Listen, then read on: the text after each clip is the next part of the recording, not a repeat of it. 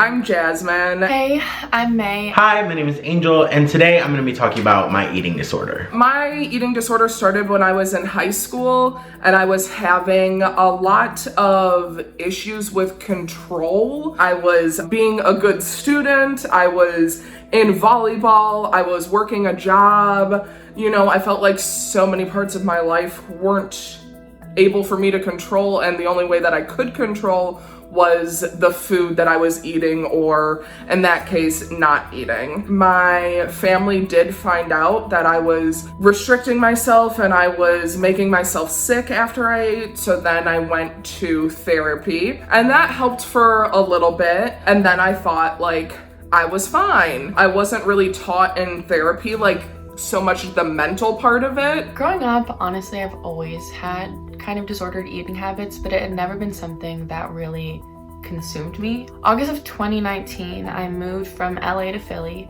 and I had a really hard time adjusting. My eating disorder started with binge eating, so I actually ended up gaining like 10 pounds. The binging ended up causing a lot of restriction, and then I started going to therapy for my eating disorder and kind of got the binging under control, but the restriction continued. Then I developed really serious anorexia. I guess my eating disorder started out in high school. My mom had lost her job. I remember her telling me like one day after school, like, hey, like, you know, things are gonna be rough for a little while.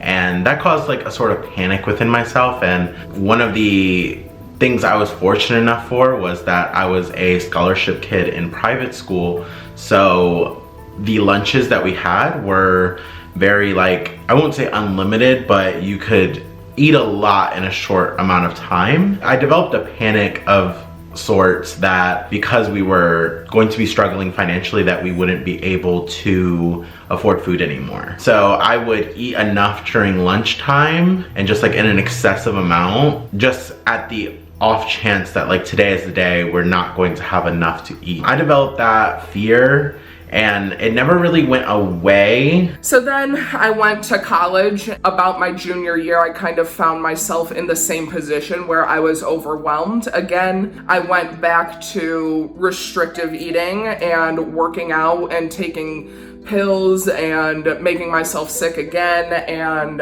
that is also when I started to go to therapy that was offered at my college. In therapy, I was suggested to possibly go to a treatment center, and that really terrified me. So I stopped going to therapy and I stopped my eating disorder like that day. Again, I wasn't taught the mental aspects of that. Ever since then, I've kind of been on this journey of dealing with having to figure out the mental side of eating disorders and where that comes from for me. When I was restrictive eating and when I was making myself sick, I wasn't doing it so much for the thought of like, I want to be thin, as much as it was like, I want to feel control. But at that time also, if I had more positive examples of what different bodies could look like, I don't think I would have turned to controlling my life in this way. From September to end of December, I lost about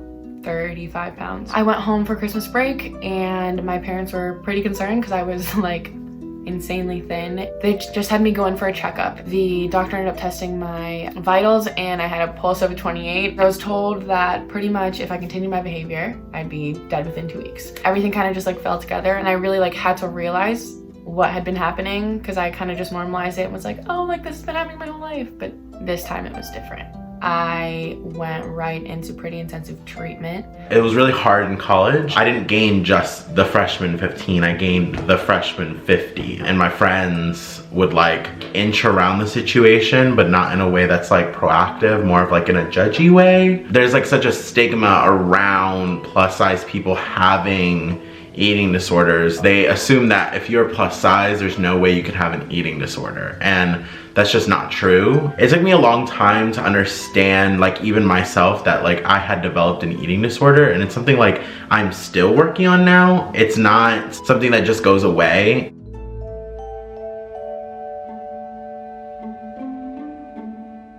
My treatment was meant to be 6 to 8 weeks, and I ended up completing my treatment on March 6th. I went straight from treatment, moved back to LA, started my job at BuzzFeed, and then had 1 week in the office, and a week later, the world kind of shut down. And I'm seeing what this pandemic is doing to a lot of my communities that, first of all, was going into a lot of control things. If I'm at home all day, even if I do have work, my day is essentially evolved around my meals. I woke up, I ate breakfast, then like, okay, you wait a few hours and then you eat again for lunch, and then you might have a snack and you wait a few hours and then you have dinner. And that's what my mind was doing to keep myself on a schedule, which was really, really, really hard for me because that was me thinking about food so much. To be back in this mindset of when I was 16 and when I was like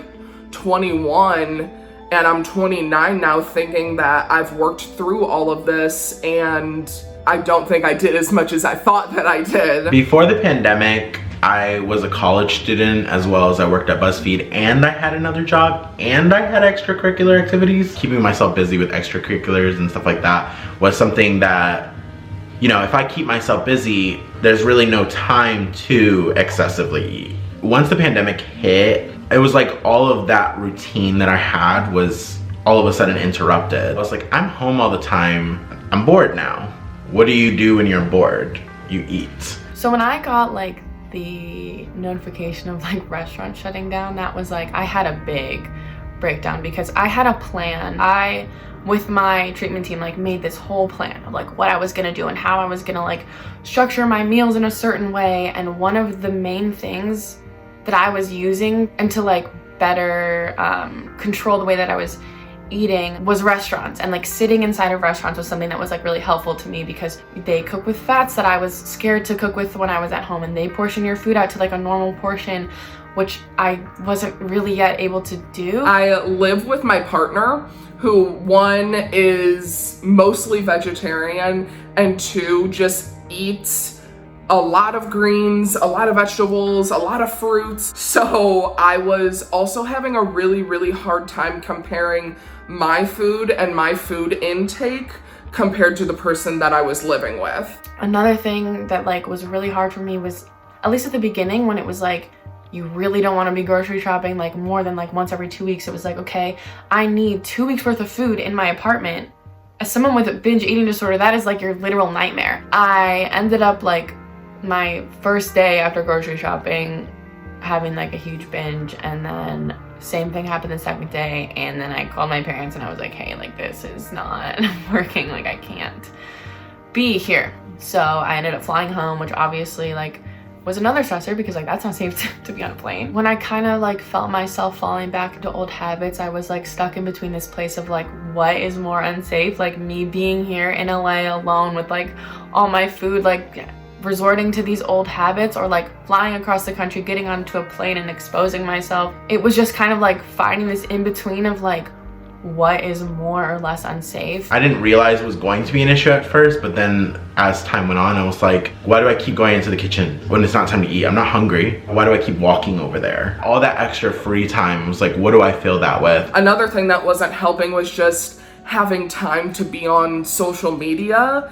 and see like the comments and the jokes of what like other people were saying. People are like, okay, well, we have to be at home, so we're gonna make sure we do this diet plan. And we have to be home, so we're gonna make sure that we're doing this workout plan. Since I'm so early in my recovery, I'm still like not able to exercise at all. But when I see like even like my closest friends or like my siblings and like my family like doing all these things and like going on all these diets, it was like so hard for me to like remove myself from that. Something that really like affected me during the pandemic that like was a bit triggering, it was like all this value being placed on Adele all of a sudden when she lost weight. All this like good associated with being thinner. It's got in my head, it's like it almost keeps me like even less motivated to do things that are going to like be healthy and helpful. Especially as someone who struggles with like the whole gaining weight thing. When everyone's placing such a value on that, it like it takes you to a dark place. People are gonna expect me to come out of this pandemic as like a new, better person,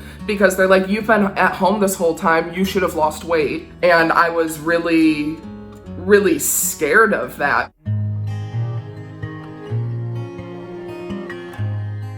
When I was kind of at my lowest so far during this pandemic, it was just a lot of me thinking about food and thinking that I was doing things the wrong way. Luckily, not only do I have a supportive partner, but I have a therapist online who helped me. I don't physically have the physical aspects of an eating disorder, but I have the mentality of an eating disorder, and that's the part that I'm working on. So it's been really tough. I still am doing like eating disorder based therapy once a week. I'm like doing that with the same person who was my case manager in intensive treatment. So that has also been really helpful. I've had to like mostly, I would say, like just check myself in those situations. I don't have access to a therapist right now. Before the quarantine, I had previous ways I used to keep busy. Now that I'm in quarantine, I've had to kind of just readjust some things, diving into a good Netflix show, diving into a good video game. Those things have been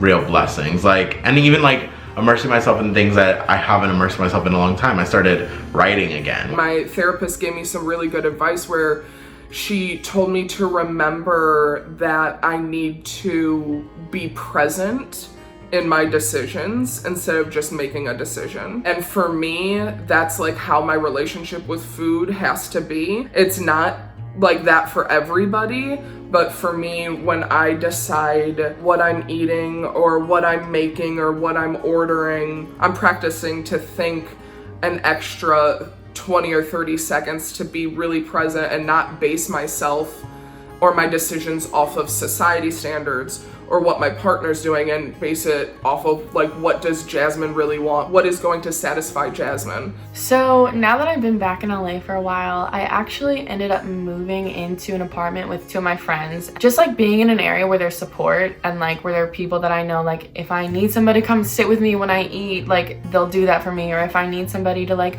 cook dinner with me so that like I don't feel so alone in that, like I know I have that, and that has been a huge help for me. My friends and family have been, you know, very supportive of me, like checking in on me and stuff like that.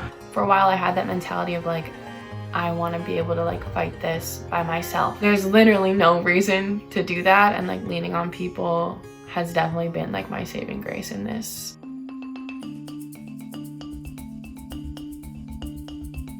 I think like post-pandemic, when we're all seeing each other again, it's really important to like realize that people's bodies are gonna have change, whether it be people gaining weight or losing weight. You don't know how that happened or why that happened, or if it was in a healthy or unhealthy way, or how they're feeling about it. Before you start talking or saying things that have to do with bodies and body types that especially aren't you, just take an extra moment and try to understand where someone else might be coming from. Bringing up a comment about someone's weight is never appropriate. Stuff like this can just take you to a very dark place, and I know from experience. This automatic congratulatory instinct that we have when we see people losing weight is so toxic, and I think that that is something that like everybody needs to be more conscious of, because it can be very damaging to people.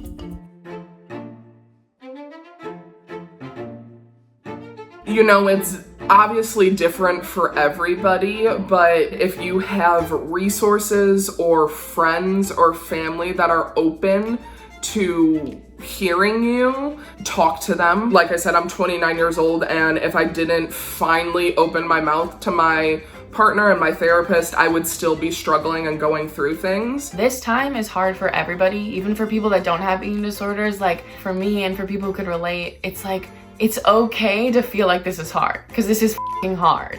Also, if you've had any type of eating disorder or anything and you find yourself in this, you're not relapsing, but you're not okay, like, just know that that is normal and that doesn't make you weaker. Recovery is not linear. Do not let that discount all the progress that you have made. Like, no matter if you have an eating disorder or whatever, like, you're worthy of that love and care, and that's something like even myself, I'm still trying to teach myself. I'm rooting for you. I hope y'all are rooting for me. Let's root for each other in this situation. At the end of the day, we're all just people, and we're all just trying to be okay. If you or someone you know is going through eating disorders, we have links in the description below.